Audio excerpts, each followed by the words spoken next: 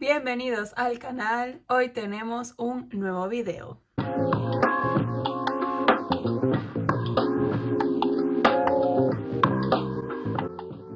el video de hoy les voy a hablar sobre libros que yo recomiendo para empezar a leer en inglés.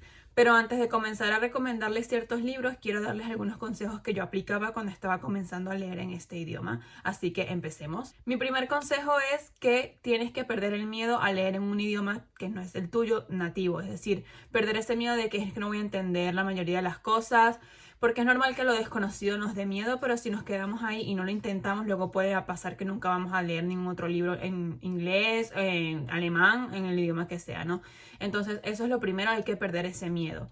Luego, les recomiendo que lean libros con la trama que sea más o menos del día a día, es decir, no se vayan a leer libros de ciencia ficción y de fantasía. Otro consejo es que lean en digital, más que todo si están comenzando, porque cuando hay una palabra que no entiendes, tú simplemente puedes seleccionar esa palabra y automáticamente puedes ir al diccionario que te diga el significado. En cambio, si lees en físico, pues ahí sí tendrías que hacer una pausa, buscar en el móvil el significado de esa palabra y digamos que puede ser un poco más tedioso y haría que la lectura pues se te vuelva un poco más pesada. Entonces, libros que yo recomiendo para empezar a leer en inglés. Les voy a recomendar una autora que se llama Ana Huang. Ella es la que escribió la saga Twisted. Y es que honestamente estos libros están bastante sencillos de leer con el idioma de inglés. Estos dos, Twisted Love y Twisted Game, ya están en español, pero igualmente si no lo han leído, les diría que le dieran la oportunidad de leerlo en inglés, aunque ya haya salido en español, por si quieren practicar.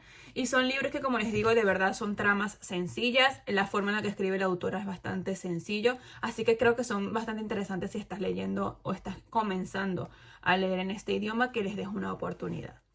El segundo libro que les recomiendo es uno que se llama Un Honeymooners, creo que en español es Una luna sin miel. Y también es un libro que les recomiendo bastante porque es lo que les digo, es una trama sencilla, la autora escribe con palabras del día a día cotidianas y que se puede hacer muy fácil el entendimiento. Además que es un enemies to lovers, así que si les gustan los libros con este cliché, también pues pueden leerlo simplemente porque les va a gustar seguramente. Ahora les voy a mencionar una autora que a mí me encanta. Los libros que he leído de ella, la mayoría me han gustado. Creo que solo ha sido uno que no me ha gustado tanto, pero igualmente la recomiendo muchísimo y más si vas a empezar a leer en inglés. Y les estoy hablando de Colleen Hoover. Les voy a mencionar algunos libros, pero creo que cualquier libro de ella honestamente es muy sencillo de leer. Por ejemplo, yo aquí tengo Verity, que este está en español, pero si no lo han leído, les recomiendo que le den la oportunidad de leerlo en inglés. Tenemos Ugly Love y también tenemos November 9. Este yo todavía no me lo he leído, pero como es un libro de ella, sé que va a ser sencillo de leer porque ya me he leído muchísimos y la mayoría son así. Y también, por último, aquí tengo el The Reminders of Him, que también, como les digo, es súper sencillo de leer, es una trama cotidiana con palabras del día a día, palabras sencillas y que les animo mucho a que lo lean. También les recomiendo pues cualquier otro de esta autora. Hay muchos que no he mencionado, It Ends With Us y The Starts With Us, que esos no los tengo en físico porque los he prestado, pero también les recomiendo que lo lean. En fin, cualquier libro de Colleen Hoover es una buena opción para poder adentrarte a leer en inglés.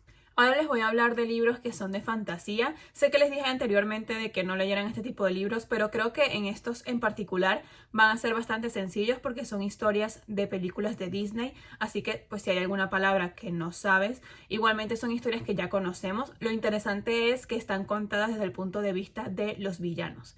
Y les estoy hablando de, por ejemplo, en este caso, The Beast Within, que es la historia de Bestia. Y está bastante interesante porque, como les digo, es volver a leer, por ejemplo, La Bella y la Bestia, pero desde el punto de vista de Bestia, y es muy interesante porque te das cuenta de muchas cosas. Incluso yo cuando leí estos libros llegué a pensar al final que bueno, ellos en realidad no son villanos, ¿no? Porque empiezas a entender la historia, como empatizar con ellos e incluso puedes llegar a ese punto de decir en verdad ellos no son los villanos que nosotros creemos. El otro libro que les quiero mostrar es Poor Unfortunate Soul y es la historia de Úrsula. Es bastante interesante porque, como les digo, puedes llegar a empatizar con los villanos un montón y si les gusta La Sirenita, pues esta historia les va a encantar. Hay una cosa que no les había mostrado y es que estos libros tienen una edición bastante bonita.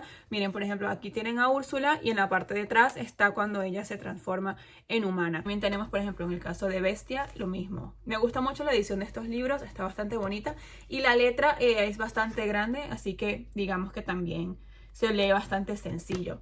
Y hay otro también que tengo acá en físico, pero este lo tengo en español y les estoy hablando de La más bella del reino, que es la historia de la bruja de Blancanieves. Y créanme, de verdad, por más que tú vayas a pensar, bueno, pero es que yo ya me vi la película de Blancanieves, me da pereza leerme un libro sobre eso. Léelo porque en realidad no es la historia de Blancanieves como tal, es la historia de los villanos y por más que vayan a mencionar cosas de que tú ya sabes, hay otras que no, o sea que no lo vas a saber y que es bastante interesante, de verdad, o sea, se los recomiendo mucho que los lean. Este también está en inglés, solo que yo lo tengo en español. Y también hay varios libros de otras historias de Disney. Por ejemplo, también está la historia de Cruella y la historia de La mala de Rapunzel. Hay varios, sé que hay muchos más, pero de momento no me acuerdo de todos. Se los estoy comentando por si les interesa este tipo de libros, si les gustan las películas de Disney y además los villanos y les interesa leer el libro del punto de vista de los villanos de la película, pues se los estoy recomendando porque son libros que están bastante interesantes. Ahora, otra cosa que yo les quería recomendar es la siguiente. Cuando están leyendo en inglés, lo normal es que si hay una palabra que no entiendes, vas directamente al traductor a buscar esa palabra en concreto. Yo les recomendaría que dejaran de hacer eso y en lugar lo que tienen que hacer es, por ejemplo, están leyendo el libro y hay una palabra que no saben lo que significa, que sigan leyendo las líneas y, por ejemplo, el párrafo completo en donde esté esa palabra lo sigan leyendo y desde ahí ustedes del contexto intenten sacar el significado de esa palabra. Ahora, si aún así no saben el significado porque no lo entienden, porque a mí me ha pasado, ahí sí como última instancia vamos en concreto a esa palabra y la buscamos en el diccionario.